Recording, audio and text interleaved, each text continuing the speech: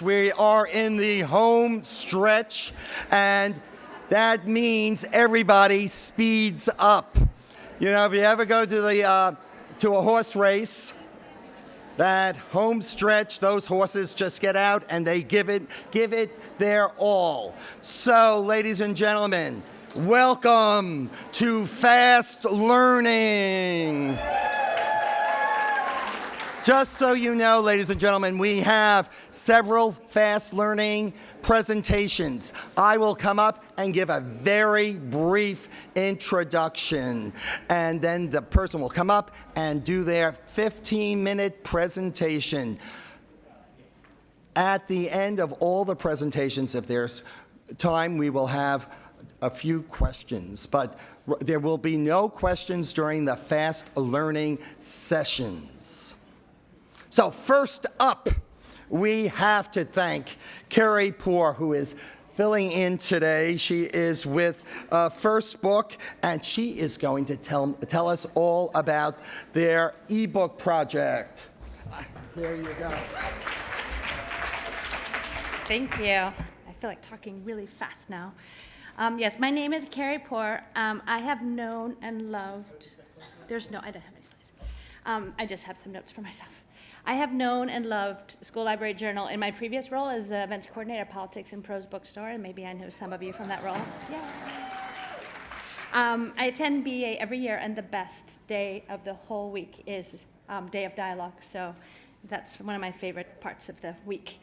My colleague, Carey Palmquist, sends her regrets as she cannot be here today.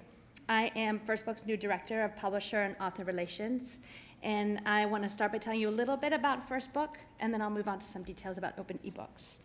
First Book is a nonprofit social enterprise that provides new high-quality books and educational resources for children in need. How many of you have heard of First Book?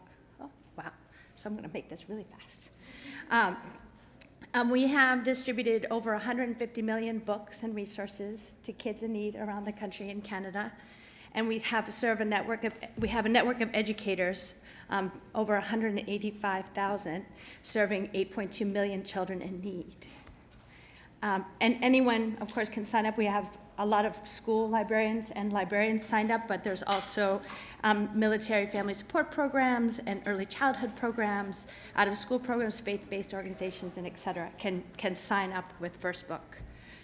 We have two distribution models that probably you're familiar with. One is the National Book Bank, and this is a scenario whereby publishers donate their excess inventory to us, and then based on our sort of aggregate market of members serving kids in need, we then redistribute them and offer them up to our members. And you can go online and sign up and then receive those books. The National Book Bank distributes 8 to 10 million books each year. The second model, which is it was created 2003, 2004.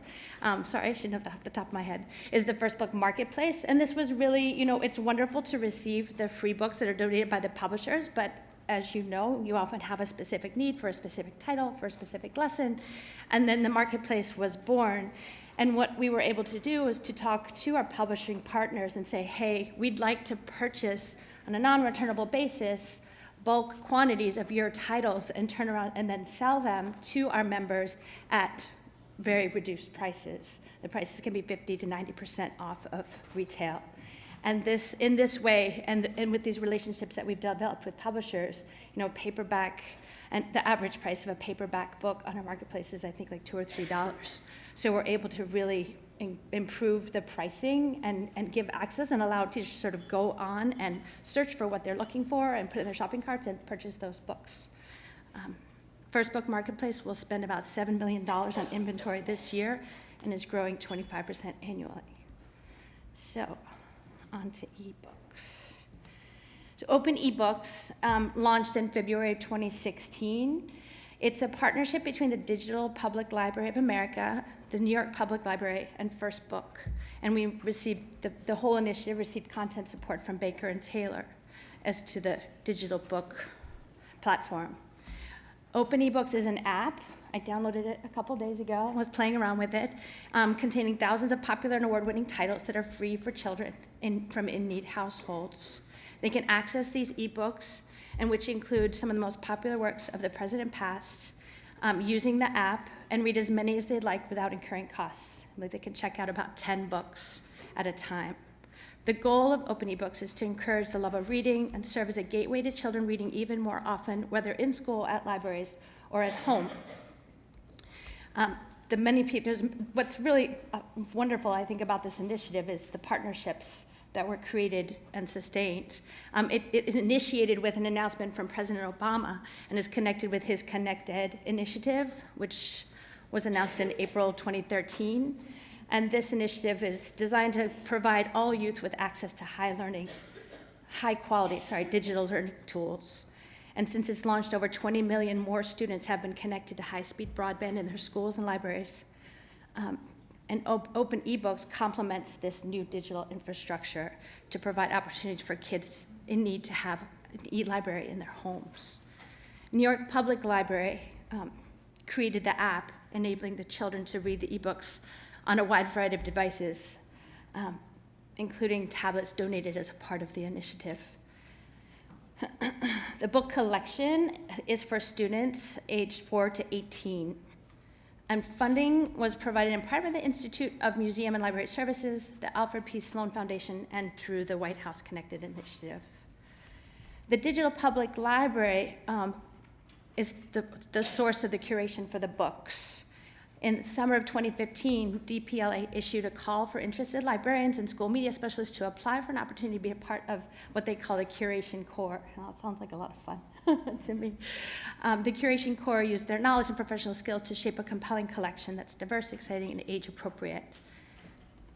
And then another whole group of partners came into the play was the major publishers. They committed to make available thousands of popular and award-winning titles to students over a 3-year period. These contributions create a new book collection for these students, and the publishers include Macmillan, Simon & Schuster, Penguin Random House, Hachette, Candlewick, Bloomsbury, Lee & Low, Cricket Media, HarperCollins, and National Geographic. And then First Book comes into play as basically the distributor of the books. We are able to, as I mentioned, rely on our members. It's now more than 275,000, our organizations, to sort of be sure that all of the kids that are being reached are indeed in need. And so the publishers are much more willing to sort of provide these books for this purpose. It's a market that they wouldn't normally be able to access. And so our registration process served as the registration process for Open eBooks. So if you're a librarian or a teacher and you're already a member, then you simply have to go in and you can access and ask for the codes you need to download the codes that you need to have to give your students access to the app. And if you're not already a member, you can then register, become one, and you have access to these. So a teacher might log in and ask for codes for 30 students. It's like there's a code and a PIN, and that is then distributed to each of their students who has the app on whatever device they might be using, and then they can access all of the books. And let's see, what else want I say? Why eBooks?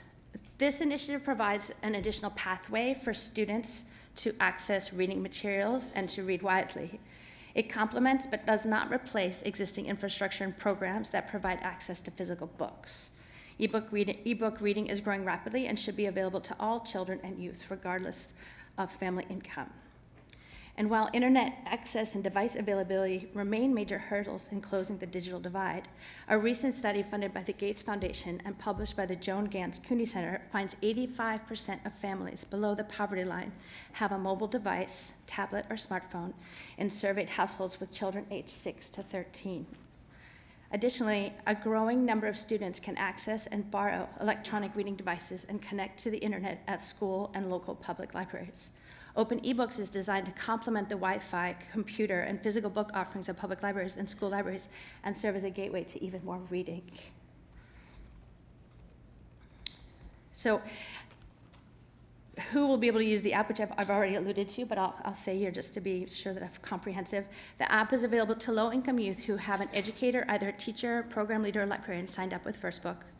Over the next 3 years, the partners will expand the initiative by adding to the collection with new and expanded content from publishers and public domain titles broadening the network of Title I schools and preschools that are engaged with promoting the resource, incorporating new features into improving the functionality of the app, and researching and sharing the effort's impact and best practices. I asked my colleagues to give me a couple of testimonials from our members as to how they felt, and I just was going to read them here. There's just two. One teacher wrote and said, "I'm very pleased with First Book so far. We are part of the free eBooks program, and I think it's amazing." Another person wrote in and said, "I'd just like to say thanks for providing free eBooks to our students who struggle with reading because they don't have materials at home. They all have smartphones, etc." And if you want the actual website to find out more information other than what I've said here, I can tell you what it is. It's www.openebooks.net. How am I doing on time, Rocco? Oh, fine, okay. And let's see. I think that's all I have to say at the moment. Rocco, can I cede my time to the next person? I was very efficient. Okay. I'm good, yeah. Okay. Thank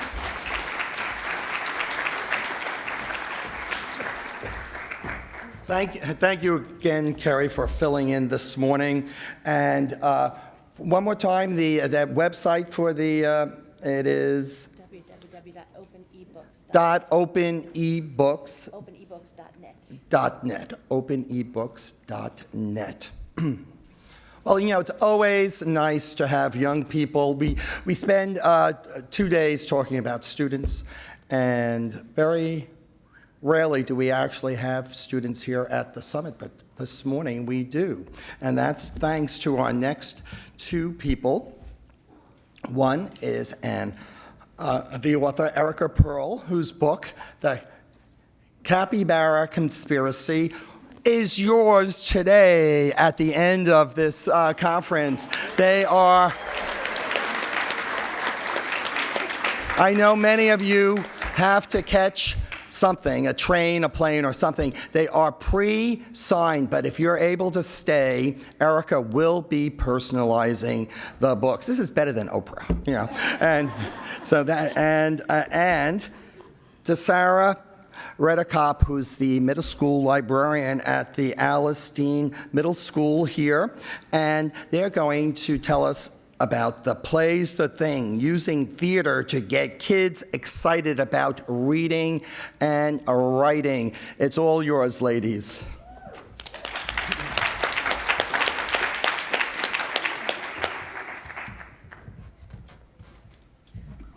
Thank you. Hi, everybody. Hi. I always wanted to do that Oprah thing. You get a capybara, you get a capybara, So. Anyway, thank you so much for having us. We are both thrilled to be here today. Thank you, School Library Journal, for inviting us, and also thank you to my publisher, Random House, for providing the books that everyone will get afterwards.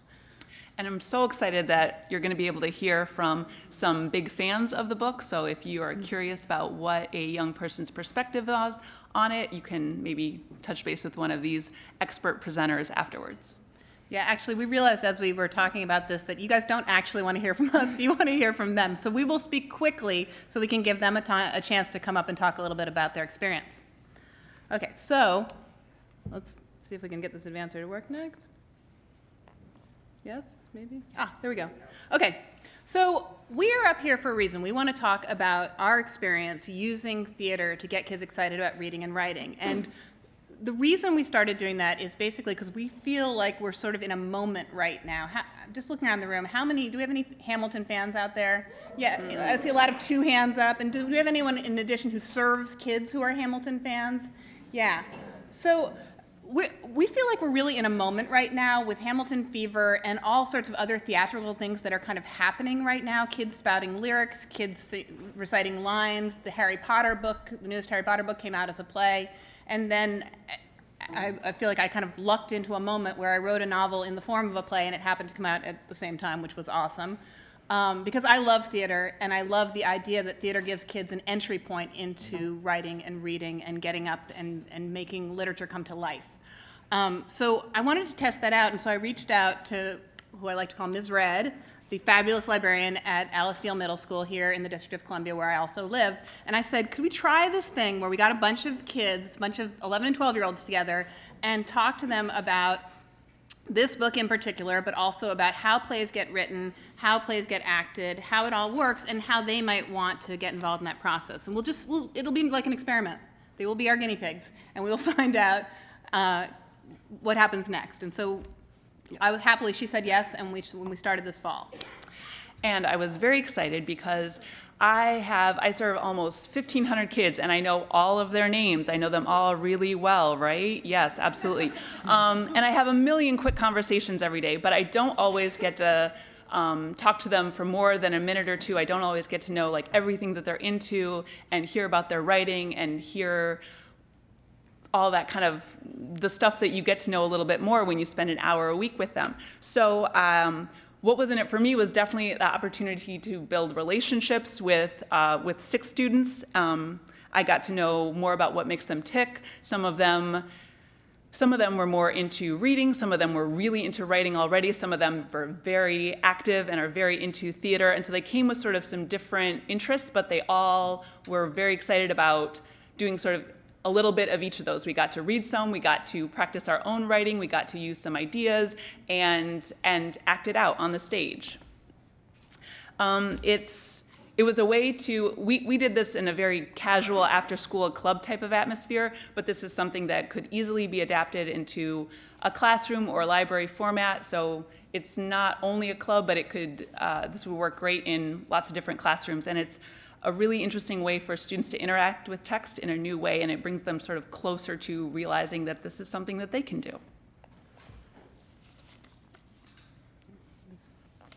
There we go. Okay, so what was in it for them? Because we essentially had to go out to kids and say, hey guys, want to try this new thing and give up your free time and not do sports on Wednesday afternoons to come and do something cool with us.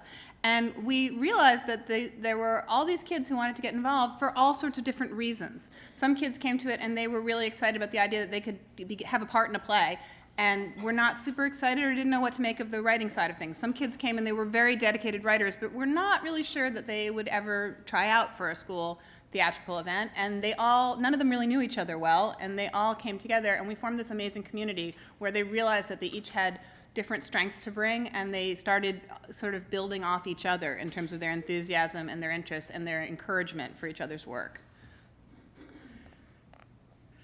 So it was a no-stress way to perform. It was a way to find out that others might actually, someone else in your class might be writing at the same time. You know, writing is something that generally you do by yourself and you don't necessarily always share it, but this is a way that you could hear what other people are writing and share some of your writing and get feedback from your fellow students. If you were a more like physical, theatrical, acting out kind of person, it was still a way to use that with text. So you could do that and be reading and putting it all together at the same time. And I'm thinking you'll also hear this from the kids when they talk, but we had a lot of fun. We enjoyed it. Kids were doing things that they chose to do, and we were not sort of, shoving things down their throats. We were really trying to help them rise to what they wanted to do, and they did that and then some. I'm going to work quickly because I know we have very limited time up here. So how does it work? How do you do this? Because obviously we don't want to just come up here and tell you this is this awesome thing and not explain it. Okay, so every time we would warm up, we would start by doing warm-up exercises. These were often theater games. I have a whole bunch of these on my website that you can download if you want to try some new theater games. Many of you already know theater games, but if not, just a way to get kids moving. We found that middle schoolers after school need to move around before they can focus on stuff, and we enjoyed it too, and it was also a way of building community through that. Then we talked about learning how to read a play. It's really different than reading a straight novel. So a lot of times we would read through a scene, and then we'd read through the exact same scene again, and we would notice how we read it differently the second time, because all of a sudden, instead of reading for decoding and understanding who was taking a turn talking or doing stage directions, you were reading you were speaking for meaning, you were giving inflection, you were adding more to your character. There was a lot more coming out in the second read. So doing a close read it that way really developed the kids' play reading skills and led to their play writing skills. And how you can interpret things differently. Yes. And then sort of thinking like a thespian is what we called it, but giving the kids prompts for their own writing so that the kids could go home and use things that were based on the book, but gave them an opportunity to kind of take their own writing, either using characters they now knew from the book or their own characters to do writing exercises, writing a monologue, writing an argument between two characters. Each week there was a different focal point, and each time it was thinking theatrically of how to bring a situation to life through your words. And then that read into developing dialogue, coming back and reading your writing to each other and being supportive of each other's writing and giving feedback, and then ultimately acting out each other's scenes. Last week we read through a play that Justin wrote, and we all had parts, Ms. Red and I included, and we acted it out, and then we did it again after we had read it through the first time, because obviously once we knew our characters better, we could add more motivation and move better on the stage. So how are we doing on time, Marco? Okay, good. So I know that everyone who's sort of seen our young people has been excited, because we've been in this basement, we've been enjoying ourselves, and we've been talking about kids, and now there actually are some here to tell you some of what they learned. So we're gonna ask them Come on up, guys. Come on up.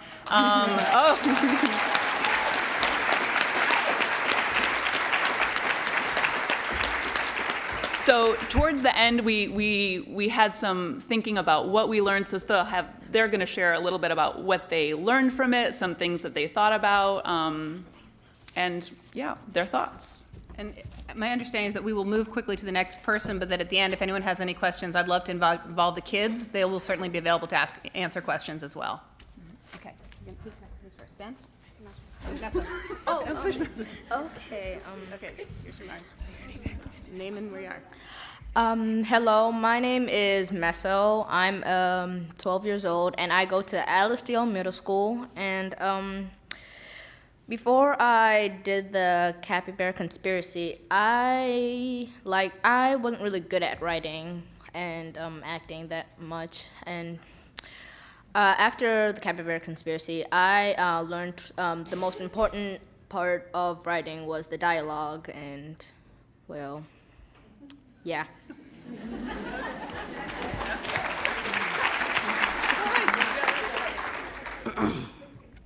Hi, my name is Justin Edwards, and my favorite part about the Capybara Conspiracy was definitely the prompts. The prompts helped me to create my own ideas for the writing. For example, one of the prompts asked me to put in an argument for the characters, starting with a simple yes, no, yes, because we should do this, no, because we shouldn't do this, and so on and so forth. And that helped me to write all these other stories, and they came out very well.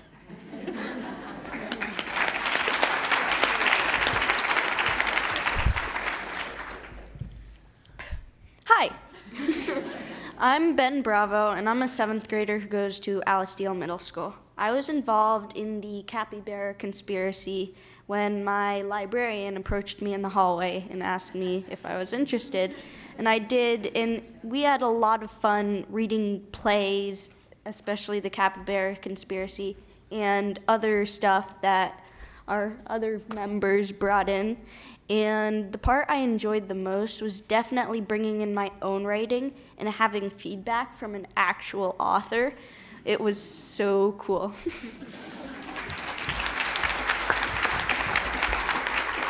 Hello, my name is Jonathan, and I'm 11, and I'm a 6th grader at Alasdair Middle School. And acting out parts in the Capybara Conspiracy made me feel more like an actor, and the writing prompts made me feel more like a writer, which made me start writing my own book about the experience I have at Deal. And something that I learned from the Capybara Conspiracy was that there are other people who like to write like me.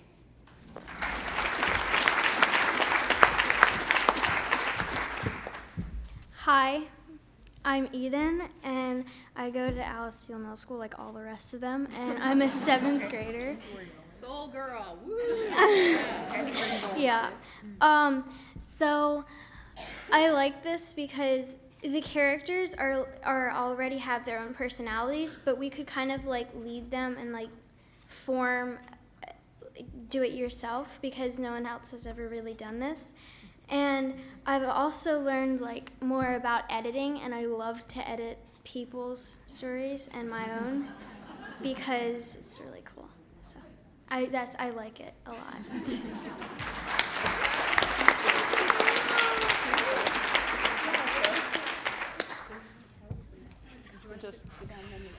So if you ask them afterwards, you can see what they really thought of the play. And it was wonderful working with them, and it's made me want to to sort of delve deeper into what I can do with students after school, using text in a new way, like having more than just those quick conversations about what they want, what they're reading now and what they want to read next, and finding out more about them as people. And what was neat is we actually told them that we were going to do it for a finite period of time and see what we could accomplish in the time we had together, and they've asked us to continue. So we're going to keep doing it because we all are going to be writing a play collaboratively starting next week. So, yeah. So I had put, when I sent in the slides, I said that there would be a handout. There will not be a handout because we were so fortunate to get the books for you guys, so you'll have even more. But the handout I was going to provide is downloadable on my website, ericaperl.com. Thank you. Thanks.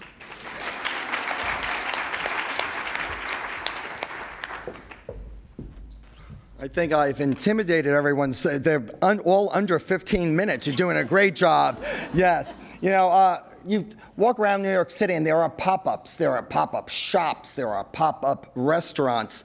But in Ohio, there's a pop-up story time. So coming all the way from Twinsburg, Ohio, we have Katie Johnson, who is the Youth Services Librarian at the Twinsburg Public Library.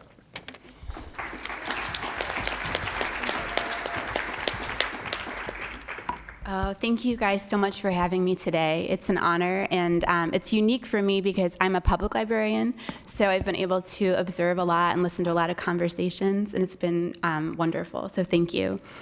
I'm here today to share a story about what our public library is doing to reach out to children and families before they actually get to school. So for the next 15, maybe 17 minutes, I'll take all my minutes, I'm going to talk to all of you about Birth to 5, which is really important. Let's see. So, let me tell you about who I am. I'm a librarian. I've worked at Twinsburg Public Library for the last 11 years. I've been head of youth services for 7 years. And in April of this year, I added my 4th baby to my family. These are my 3 kids. And the reason I'm sharing a picture of my kids with you is because I feel like I can't talk to you about myself without sharing my kids. I think that I am a better mom because I'm a librarian. We have stacks of books all over our house, and we have a gigantic running library fines because we're always overdue with our books. And my children have grown up not only with this love of reading, but they have grown up with an understanding of what it means to be part of a community and an understanding of what it means to share resources. Because what better place can you teach a child about a concept of sharing than the library? On the flip side, I think that I am a better librarian because I'm a mom. When I look into the eyes of the kids that I work with, I see my own kids. And when I listen to the voices of the parents I speak with, I can hear my own voice. I hear my voice exhausted with a colicky newborn. I hear my voice ecstatic after conquering potty training. And I hear my voice emotional on the first days of school.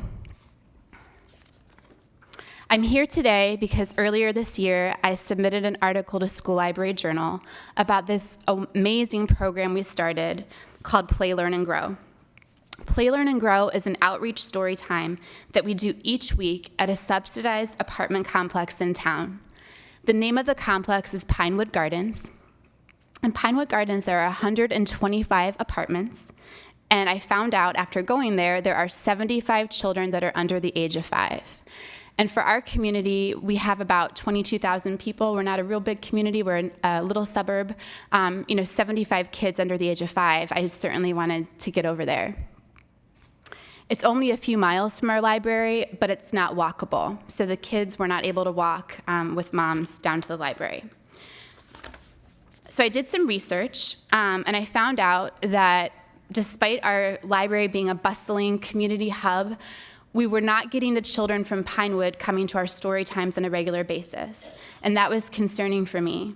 So I picked up the phone, and I called Akron Metropolitan Housing Authority. They are the housing authority that oversees the complex, and I said, hey, I want to come and do story time once a week.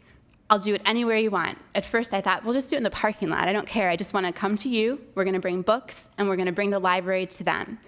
And it took a few months, and we finally set up. And actually, we weren't in the parking lot. We were able to go inside the leasing office. There was an empty, boring, multi-purpose room that wasn't being used, and so we sort of took it over.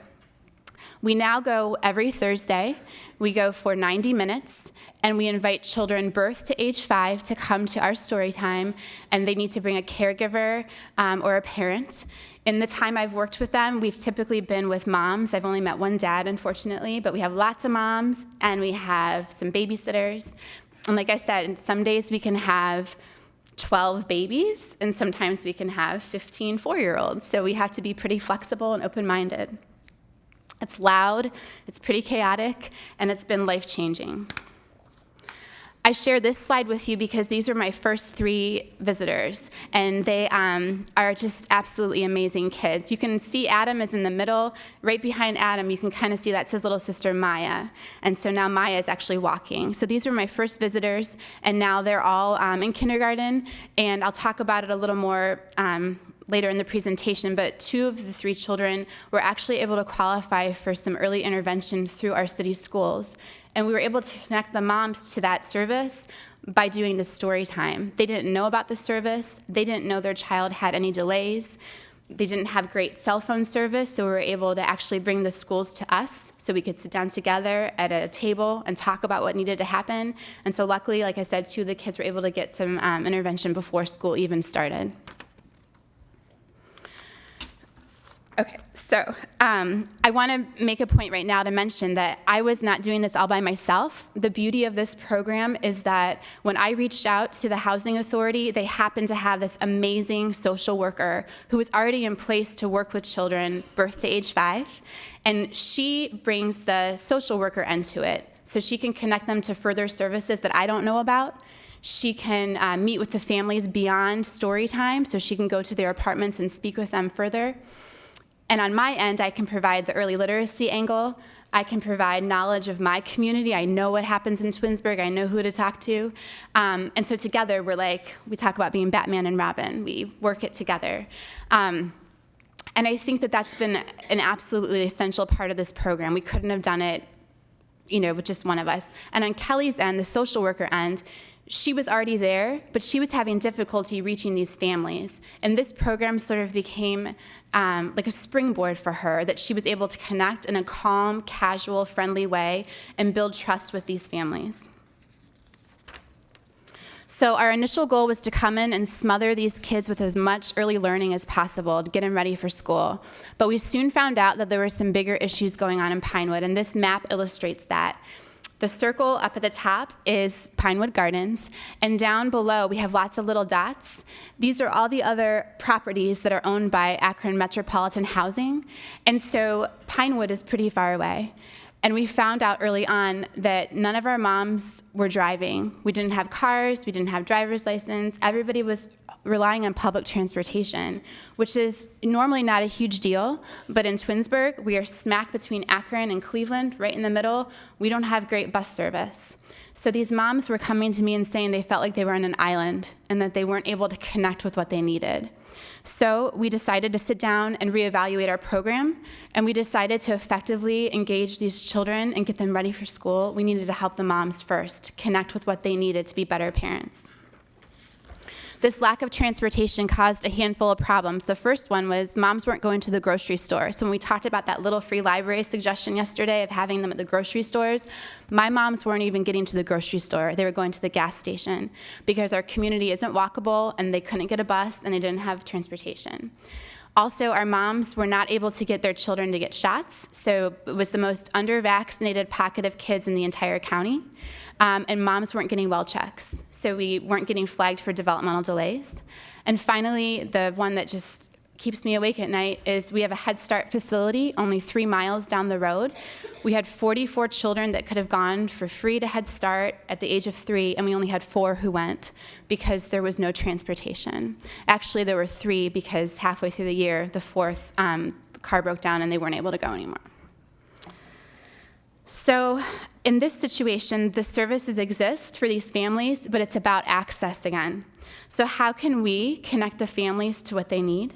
And what would all of you do if you were in this situation? So I love being a librarian, and I know that most of you do too. It's the most passionate, engaging, smart bunch of people I've ever been a part of. And like most librarians, there's nothing I like to do more than answer questions and help people. So if you have a student approach you, if you're sitting at your desk in the library, and a student comes to you and says, or a teacher comes to you and says, my student hates to read, I need a really good book. You don't happen to have any good books you think my student would like, do you? And our hearts flutter because we love those questions. And we run to the shelf and we bring back all the great books we know about, and we do our little spiel on each little book.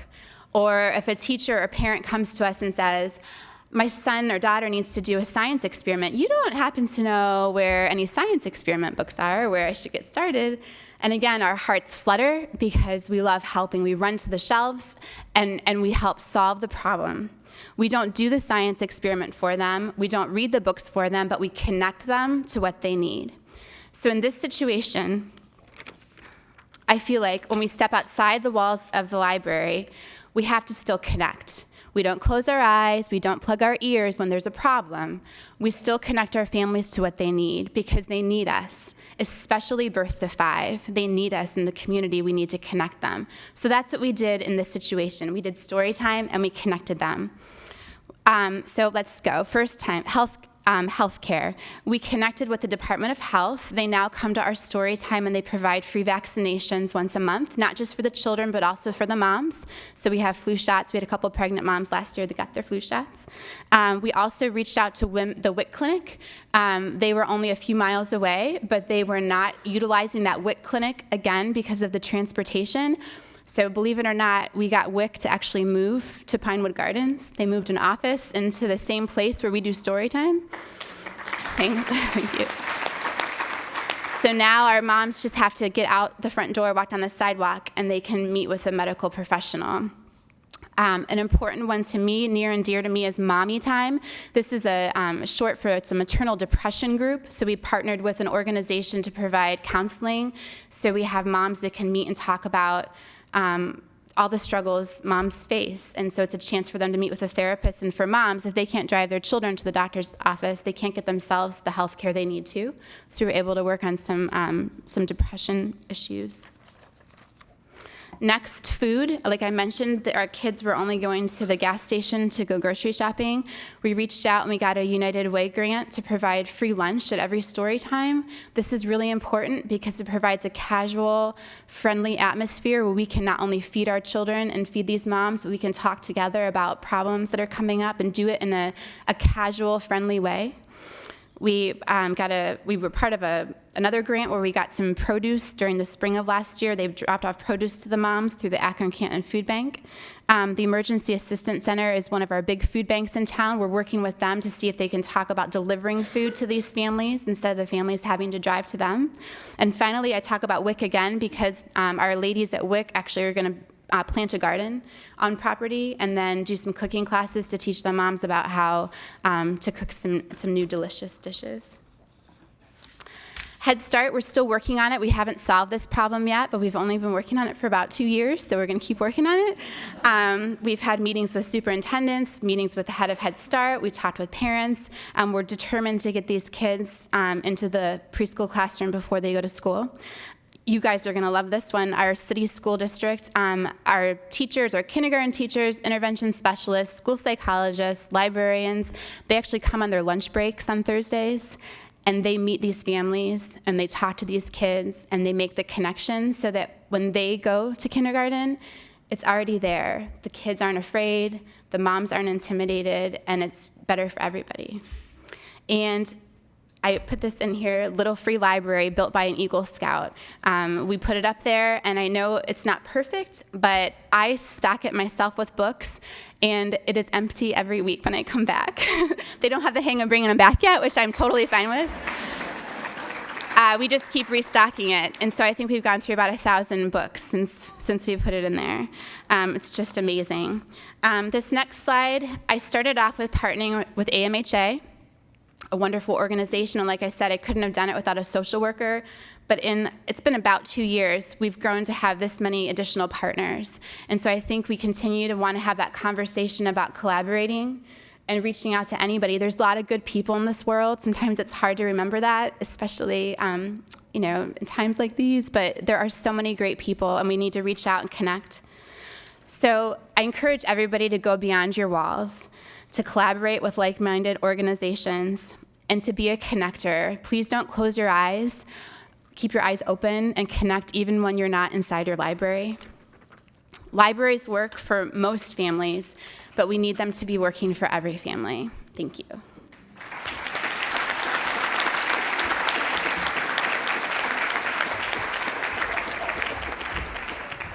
Thank you, Katie, and we're going to take a moment. We don't need for you to sit up here for the next few minutes, so why don't you all find a seat, and we'll have questions at the end. And now I'd like to bring up Michelle and Joyce, who are going to update us on the hackathon.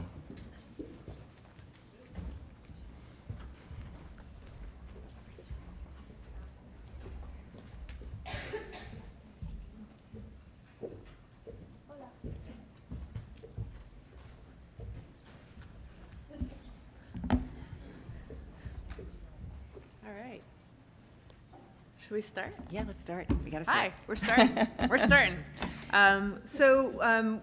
Yesterday when we were doing the hackathon, I was taking a lot of video, and I put together a movie of our work.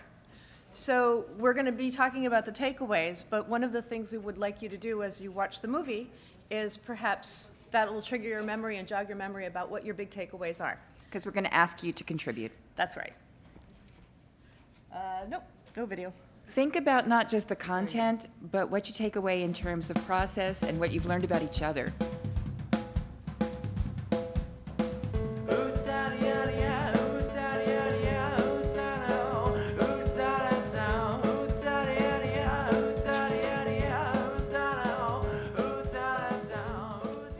It will talk about not only the ask, but it'll include an infographic of words and pictures and words. Of best practices, what works, what really makes success, what are the stories that go into making that success for that student, and finally, what is the localized vision that you have to get that B word. And finally, yeah, give your team a round of applause. So we talked a lot about, as we were shattering those library walls and expanding to the community, that we need to make sure that there are equitable resources for all kids. And sometimes even when we have programs that target students of low socioeconomic status, there are kids that get lost in the middle.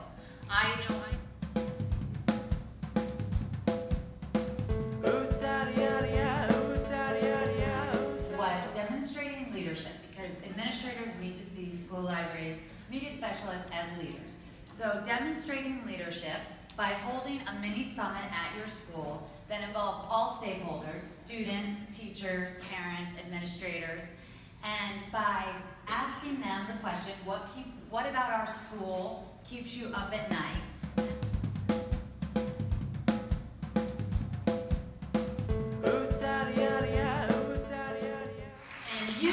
And you.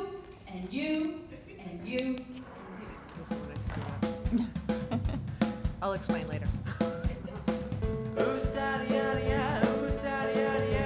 Content, rather than having someone come up to you like someone did with me last year and go, yeah, we're talking about Europe before Schengen, and can you maybe talk about the number of people from the Czech Republic that immigrated into Germany in the 1970s? Can you help with that? And I'm like...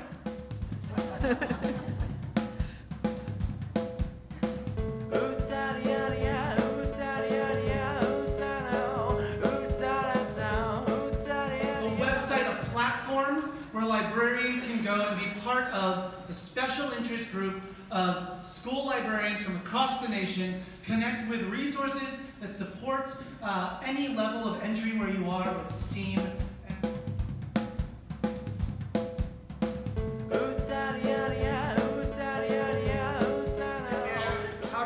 ourselves into the solution. And at the last 5 minutes, we realized, oh, we really need to look at how do we embed ourselves into these broader systems. So one of the first things that we discovered was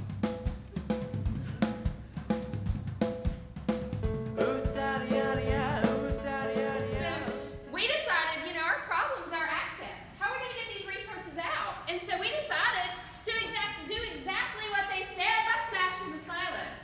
So we're going to get access to everybody and all over, be it at home, be it at school. We're going to make our virtual visible. So all those eBooks, all of our online resources, we're going to give a visual appeal to them.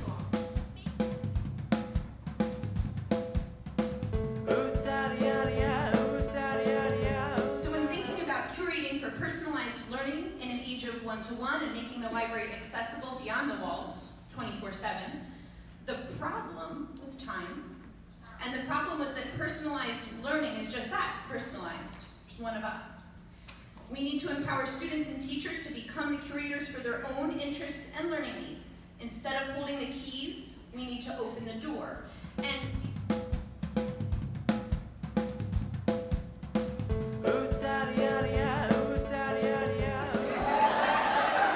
who do we represent? We represent the students. Yes?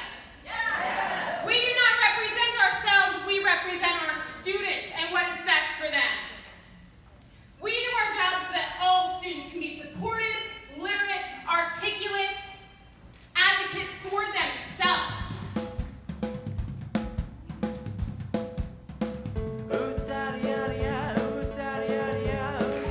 Library school that we need to be aggressively helpful in order to foster collaboration, but we also know that we need to advocate for ourselves. So there's a lot of great advocacy stuff out there, and we want to put it all in one place.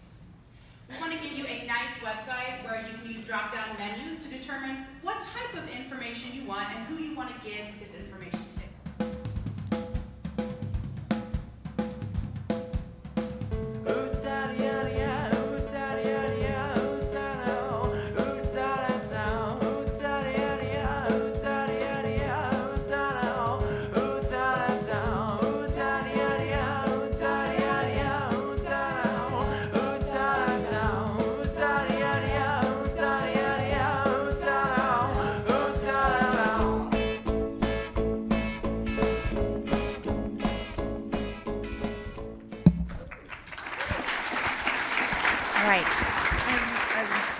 One thing. You know how sometimes you turn on your video camera and then you turn it off and then you record your legs for a while? That's what happened to Group 4. So if anybody has any great footage of Group 4, I would love to put it back in there and fix that. Well, among my takeaways was the amount of talent in this group and the fact that we need to let it rise. And I think we discovered some great leaders yesterday. Another thing I did yesterday was take back some new words. Among them, resourcerer and collaboracadabra. I thought that was a great word. But speaking of words, we had a bunch of people around the room who are experts in ESSA, and they were translating what you saw there into the language that will help us get a seat at the table and get some money to help the learners that we serve. And so I invited one of those very smart people who can do the translation, Sarah Tredden, and she is, as you know, Presidential Management Fellow at the U.S. Department of Education. Sarah is going to translate a little for us, and then we'll do some takeaways. All right, thanks, Joyce. And thank you all for having me here this weekend. It's been awesome. So I also heard a lot of words this weekend. I heard a lot of talk about advocating, partnering, and collaborating. So as part of the hackathon, I pulled out a few kind of key takeaways and a few key connections to ESSA. So I think the first that I felt came through all of the different topics was around this idea of being a leader beyond the library. And I think that starts with what we're doing here right now, which is understanding the law, understanding ESSA, understanding how your work connects with the law, and then once you've done that, being able to take that back to others in your school and others in your community and think about how you can partner to lift up some of this work and move it forward. So let's see. One of the other areas was around technology, of course. So we had topics on STEAM, curation, curation in the time of one-to-one, Go Open, OER. And so connecting it back to the law, we talked a lot this morning about certain pieces of the law that are focused on effective use of technology in schools and how librarians in their role and in their expertise can both partner with teachers and empower students as creators and active users of technology that are solving real-world problems with that technology. Another piece that came out was around, and actually the last presentation around the impact of the public library and the discussion around the Little Free Library and how do we support our youngest learners. Connecting that back to ESSA, are some opportunities around partnerships. So there is actually a piece in the law around 21st century community learning centers and opportunities to fund other partners within the community that can take that learning beyond just the formal school day. And so the role of librarians there is, how do you connect with your public library to support literacy and to kind of work among these common goals and to share information beyond what's happening in the day and then what might happen after school. And then I think the fifth piece that really resonated, and this also kind of goes back to the early learners, is the idea of family engagement. So there's a big part of the law that talks about professional development to help us better engage families. And I think that libraries are a place where that happens and a place where we can really make our mark in terms of looking at the ways that we can support our school and better connecting with parents to support all of our learners. And then I guess finally I just have to put in a plug because I think that all of these actions are actions of a future-ready librarian.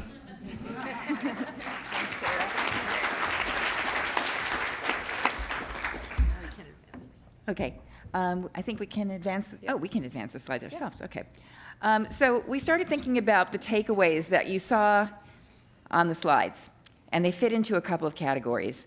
One of the categories is big bucket of actionable items. So things like that mini summit that was suggested that kind of looks a little like a hackathon, and the hackathon itself, take the stuff that we created and use that stuff as models and do that tomorrow.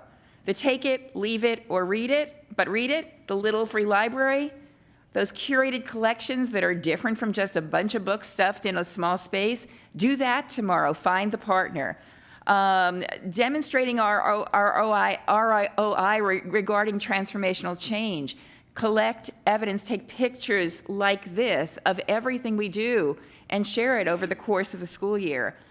And making those online resources available with QR codes or whatever you decide to do it, make it tangible. Make the stuff that's in your catalog that people aren't discovering more tangible. We can start doing that tomorrow. Be on the team. And then the stuff that maybe not is immediately actionable, but maybe for later. We need to crowdsource. We are all reinventing the wheel at each of our facilities every single day. We need a free, open source, open access place where we can put something as frivolous as our bookmarks or as important as our action steps and goals and strategies. We ought to be the profession that is creating that space as a model for other professions. Beyond brands, beyond all of our friends, we need to figure out how to get this done and be that leading profession. We need to get seats at the table. One of the statements yesterday, we cannot allow principals to make budget decisions in an absolute vacuum. And how many do we know who are doing that? And we also need, as many of the people said yesterday, to give a student a voice. And I think it was Angie who said, my library, my choice, my future, in the voice of a student. I want you to know that Christina here from SLJ is working on an article based on what she observed yesterday. I am going to be collecting your stories, should you share them with me, in a series of blog posts, so please share them with me. And we also want to get, how many minutes do we have? 2 minutes. Let's get 2 or 3 takeaways really fast if we have mics in the audience. What was your big takeaway, either in terms of content or process or whatever else from yesterday and the hackathon? Wendy. Student voice, okay. Some others, okay. It was noisy, but yeah, and getting up there and pitching, yeah. Is there a link to the takeaways, that list of takeaways that you showed? It's in the slide. We have everything, we share everything. Anything that we had, just make copies and just do it. We'll get it.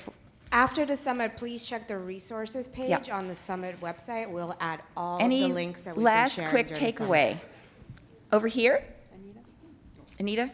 And it looks like Michelle.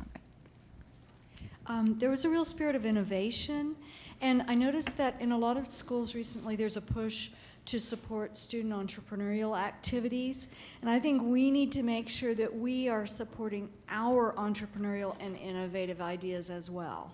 And when we find partner mentors for our student inventors and STEM initiatives, et cetera, we have really good ideas. I think we need to maybe get some mentors for ourselves. For me, I'm going to find someone who's good at project management.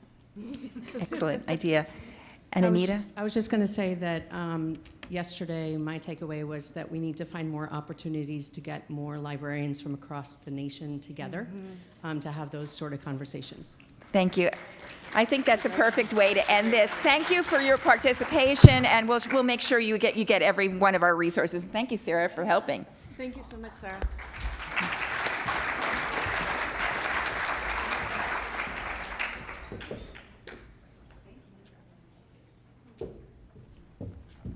Great, thank you. That was a lot of fun. And now, Todd, I'll let you come on up. So we are, it's an interesting thing building a summit. And one of the things that we think a lot about is what you do as you ask everyone to go home. Or you don't have to go home, but you can't stay here, as they say in a bar late at night. Sometimes we do like big author keynotes. Sometimes we do, some, inspiring speaker from some arena. And as we were talking about the summit this year, we realized that we have so many stars in our midst. We have these incredible leaders right here, as we've seen all weekend. And we have, for now a couple of years, actually named a star every year. And this year, we named Todd Burleson the School Librarian of the Year.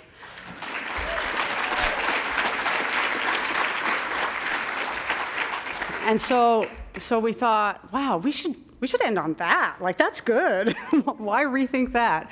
But before I let Todd take over, I just want to say that we do have the two finalists in the room as well. If you could show yourselves, Anita Cellucci, is that Cellucci? There she is. Thank you, sorry. And Laura Gardiner. Laura's there. And Christina Holzweiss is here from his 2015 year. She's right there. Any finalists from last year? Laura Gardner. Yeah. Who else is here? Andy's there. Okay, good. And Colleen. Just left, yeah. Colleen just left. Yeah, I wasn't sure who was still in the room, so thank you. So at any rate, this award has been really exciting for us to do. It's very competitive, but we still ask you to submit. And we are looking forward to another great round next year. And we think that this profession has so much to offer education in general and each other and our kids. And there's no one more inspiring than those among you who are doing the work at the highest level. So keep doing it. We'll keep watching. And off to Todd. Thanks.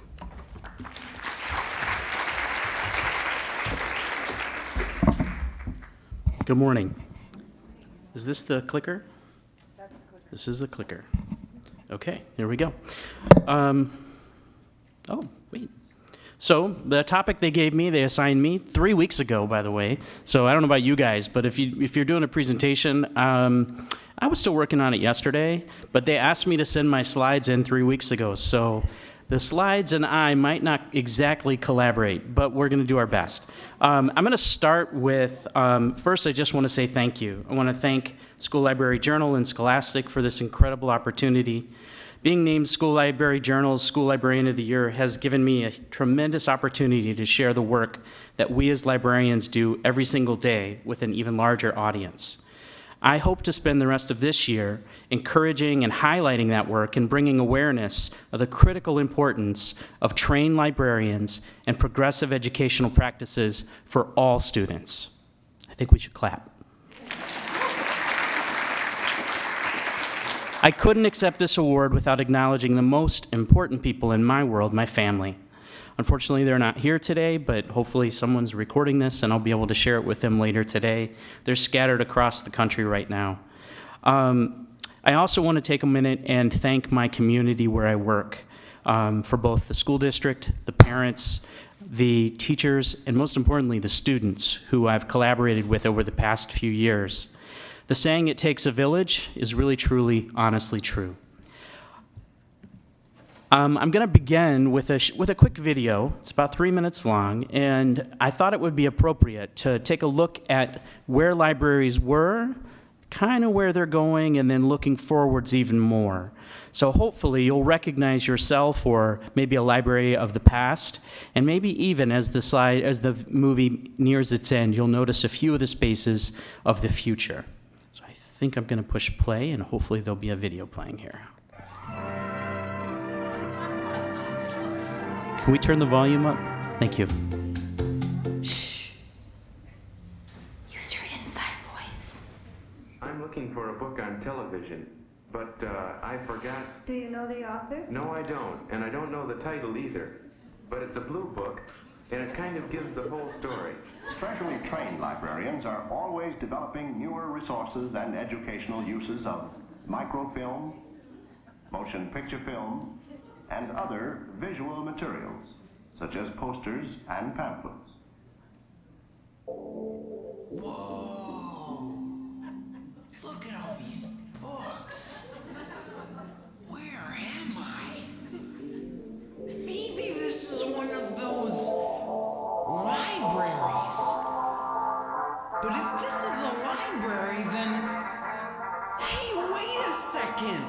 Who are you? This is the library, come and have a seat. Let's take a trip, you won't have to leave your feet. So much media, all for you to see. I'm a librarian, that's my J-O-B. This is a library, come and have a seat. Let's take a trip, you won't have to leave your feet. So much media, all for you to see. I'm a librarian, that's my J-O-B. You know us, the librarians at your school. Media specialists, there's so much we can do. We recommend books, yeah, we know the best ones that'll have you all hooked. Now listen, wait, non-fiction, fiction, periodicals and sites guide you to information, get you so hyped. Dante had Virgil, and you've got us to guide you on that path when you look up. Any information for a paper or research, I heart librarians, that's the t-shirt. We pick media, no tweezer. And the library just got cool, no freezer. Whether book club, author reading, or a lesson, we make it happen, no stressing. We don't just run a library, we teach. Search better than Google, come and find me. This is the library, come and have a seat. Let's take a trip, you won't have to leave your feet.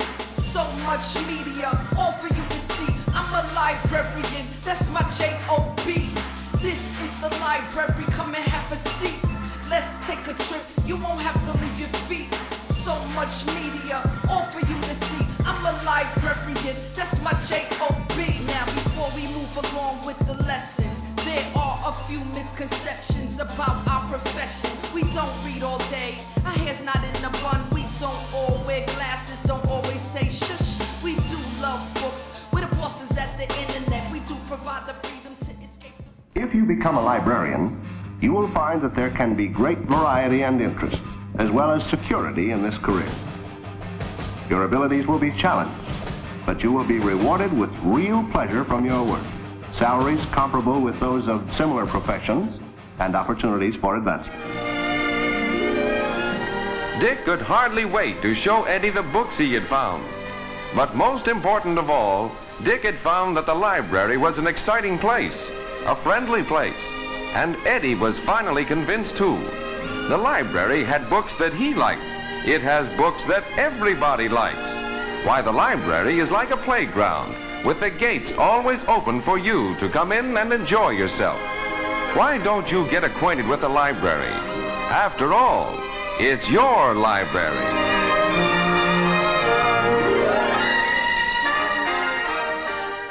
After all, it's your library, right? So that was a lot of fun to put together. If you guys don't know about Prelinger's Archives or archives.org, you can go and find all these hilarious films about your profession as well as just about anything else. One of my favorites is School Safety on the Playground. It's a must-see. So recently in preparing for this, I came across a review of a conference that was held in Ireland last spring by Martin O'Connor, and he wrote, I loved the title. It was The Library of the Future of the Library.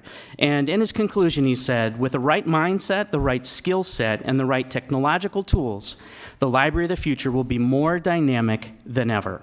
And looking at that awesome video or movie of watching the microfiche and the other audiovisual symbols, what we've seen in the past couple days is mind-blowing compared to where we were 50, 60 years ago. Yeah. So this leads me to wonder out loud, what are those skill sets and what are the tools? Where do we get them? How do we know how to use them? What does the Library of the Future look like? To me, the answer is rooted in place.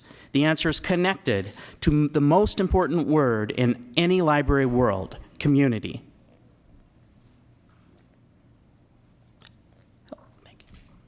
This summer, I had the fantastic opportunity to join several dozen high school students on a mission trip to inner city Detroit. One of our jobs was, there was a vacant lot that had been overgrown, and they promised us that underneath it was a blacktop. And they run a bike program in one of the facilities that we were working at. And what they did is they taught kids how to build bikes. But in inner city Detroit, it isn't exactly bike friendly. So there's no place in Detroit where kids can safely ride a bike. And so the center, which is actually in this picture you can see there, is actually across the street from this vacant lot, they got permission from the city to clear the lot and make a safe place for kids to be able to ride the bikes that they just learned to build. So that was our mission. We were told, you have a couple days, we'd love for you guys to clear this lot. It was one of the hottest days of the summer. It was about 106 in the shade. I was with 24 complaining teenagers, and they worked a lot. They worked hard, but you can kind of see in this picture, this is about halfway through our day. The whole right side had 8-foot-tall thistles and briars and just tons and tons and tons of garbage. And so you can kind of see it about halfway through. And you can see, I hope you can see on the images there, that just next to it, if you look on the image here on the far, far right corner, you see a short, squat building. And if you look really carefully, you can see that it says Detroit Public Library. We couldn't believe how hot it was. We were literally, we were all just melting. And as the teenagers continued to complain and complain and complain, and I was the only adult in the group, I said, okay, you know what? Let's go get a little shade here. And so we saw the building over there, but honestly, none of us really paid any attention to the fact that it was a library. And so we walked in, and when we walked in, we realized, holy cow, this is a library. And for many people, this is one of those spots where they can go to get cool in the summer. Well, we came into a stifling hot building. It was still considerably 30 degrees cooler than it was outdoors, but it was clear that the air conditioning had recently died. What amazed us was that as we walked in, there were folks jammed in this library, in this inner city Detroit library. There were eager folks working on job applications. There was a section where people could work on resumes. There was a spot where adults were taking computer classes. And there was even a story time happening back in one corner of this teeny tiny library. There was also a sign on the window, which I don't know if you can even see. It kind of broke my heart to read on the window as we were going in. But it says free, fun, summer reading club activities. I think it says Tuesday, 5:30 to 6:30. And then children's lunches from 4:30 to 5:30, which is awful late for lunch. But if it's the only meal you get every day, it's pretty powerful. And then prizes for book reports anytime. And as these 24 high school students and I walked in, and we're just literally coated in sweat. We put on our wet t-shirts and walked in, and the librarian who was there, I don't know if we had ESP, if somehow I just knew that she knew I was a librarian, and she came up to me and said, "Are you a librarian?" I happen to be. And she said, "Well, what are all these kids here for?" And I said, "Well, we've been working on this lot for the last 4 hours." And she said, "You don't know how important that is going to be for these kids. It's amazing. These kids are going to have a safe place to go." And about an hour later into the afternoon, when the kids started complaining liberally again, the librarian offered us the greatest gift you can give, popsicles. And she said to us, at this point the lot was nearly completely closed or empty, she said, not only do we give bikes away in our community, we give books, but now the kids are going to have a safe place to be. And so when I talk about community and connection, I think that this library speaks volumes to me about what that really means. That this woman who was working in there had at least 10 different programs happening at the same time. And to walk into a city, which I'm from Chicago, so we always hear Detroit is in horrible shape and it's depressed and all of this. I was blown away by not only the amount of people in that library, but the fantastic stuff that was being done in this teeny tiny branch of the Detroit Public Library. Where am I pointing this thing? Oh, okay, there we go, good. Sorry. Libraries are no longer the only source of information. However, they are the place where trained librarians can help us all make sense of it. It's essential that we collaborate with all of our stakeholders. People don't have to come to the library anymore, but we want to try to get them to the library. Librarians provide the roadmap, and school libraries of the future are going to look different. I love what Christina Holswis, last year's School Librarian of the Year, said when she called her library a libratory. Before I even thought about that I could even be in her spot a year later, I stole that word and started using it in my school. And the kids love using it because they're like, "Yeah, we have a libratory." And everybody's like, "What?" Like, "We have a blended library and a laboratory." So they love saying that because whenever visitors are in the room, it always makes them think. But we use that term libratory because it's a blend. Our library has grown and changed and evolved. I love this quote because it makes me think about how do these spaces. Thank you, I got the 2-minute warning, wow. All right, I'm almost done, I promise. Our library, somebody gave up minutes though, so I should get a couple extra.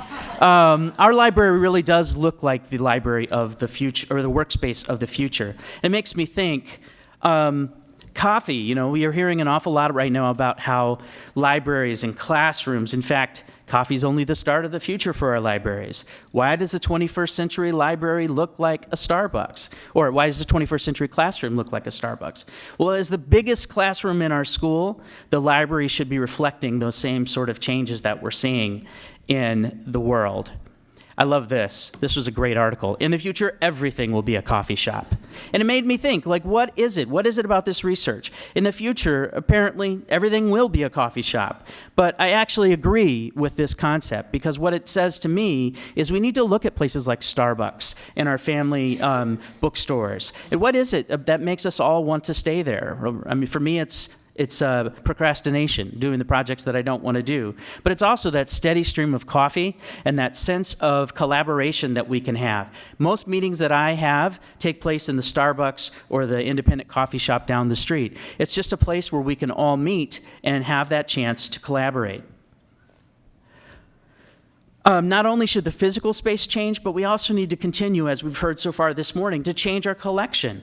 One of the most exciting things I learned in this conference was about the type of books that can be QR coded and be put out for ultimate and complete open use by your library. That was mind-blowing to me. My digital library right now is fairly static. It doesn't get used as much as I'd like it to. So I'm excited to begin using QR codes and other types of ways to get kids to connect to the resources that we have. We can never underestimate the power of the person who provides that all-important human connection. It might be a gentle demonstration for a teacher who's trying to use a new application, or it could be teaching a teacher about the researcher tool in Google Docs. But what we do is provide that link for our teachers and our students. I realize they're giving me like the look, so I'm gonna have to speed through this, but I believe these will, what's that? No, that's the right side, yeah. But the cardinal rule of a presenter is never read your slides, so I'm not going to read this, but I want you to, if you have a chance to explore this quote a little bit more afterward. It basically talks about the fact that a makerspace, every library is a makerspace. Whether you have that technological term or not, it is a makerspace because at its heart, a makerspace is simply a place where those pieces are put together. It might look like this. It might not. In school libraries of the future, librarians are tasked with finding new and creative ways to engage both teachers and students in the learning library environment. For me, this was a willingness to answer yes and. When the second grade teachers in my building overheard some of the older students doing a design challenge, they wondered with me if the students could create something that would transport giant sets of books that they wanted to share with other classes. Well, what ensued was a project in which the second graders researched various methods and designs. They built prototypes using Rigamajig, and they learned that sometimes designs don't work because they don't fit through the door, or you can't take them down the stairs. It was a huge construction project, and the students developed the final design. They helped me set up our cut list, and for that day, our library turned into a workshop. And in fact, the article about the School Librarian of the Year starts with the quote, keep the robots out of the sawdust. That comes from this day where fourth graders were planning choreography in one corner, and they accidentally drove them into the sawdust that was created in the middle of the library, and one of the fourth graders yelled out, keep the robots out of the sawdust. And I thought, I wonder if that quote has ever been uttered in a library before.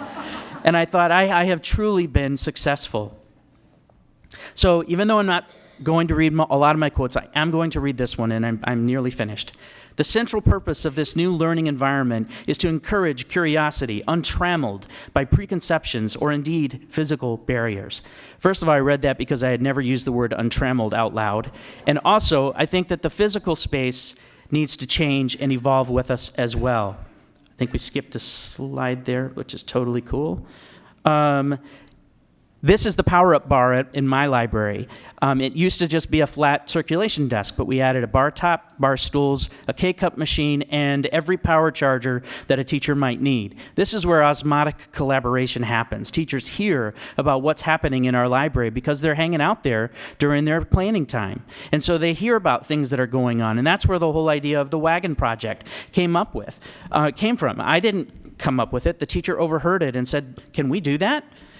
A space like this, how many of you would like to spend some time with a group in this small group? It's exciting, it's reflective of what we're looking at in the spaces around us today. This one too, I love the fact that there's all sorts of different seating. This just to me screams order and organization, but also collaboration and a chance to hang out with people and collaborate together. The last thing I'm going to say is that what does the Library of the Future look like? To me, it's a space that encourages collaboration. It's a space that celebrates its community. And lastly, it's a space that celebrates and develops connections. One thing is for sure, the heart of the Library of the Future is certified and passionate librarians. Thank you very much for this opportunity.